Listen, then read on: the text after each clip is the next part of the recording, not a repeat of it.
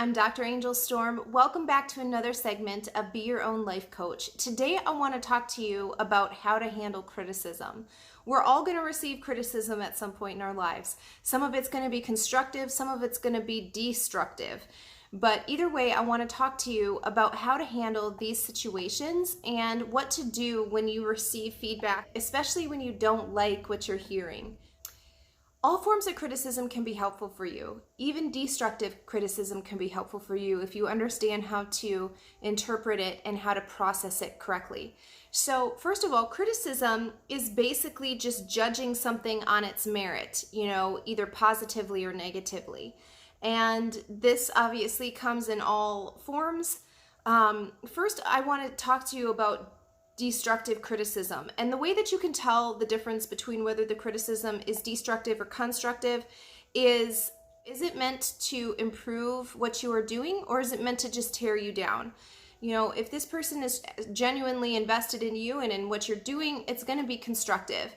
And if the person is not invested in you, it's going to be destructive.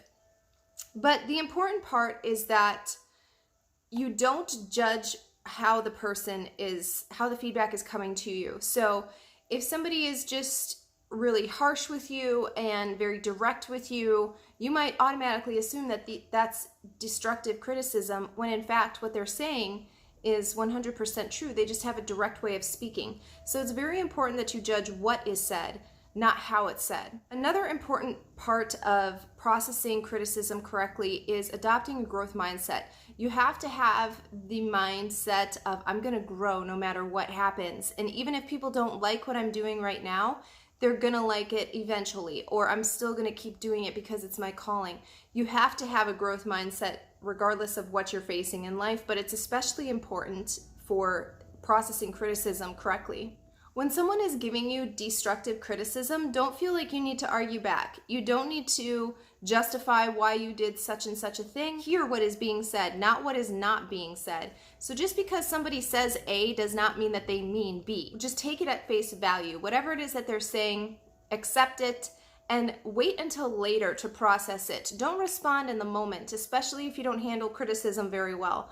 Give yourself some time to really process what was said to you when you're in a different environment and when you're in a different mindset. If somebody is giving you destructive criticism and you can just tell that this is not meant to grow you at all, ask further questions about why they are saying what they're saying. Ask what you could be doing differently. These questions can often reveal the motive of the person.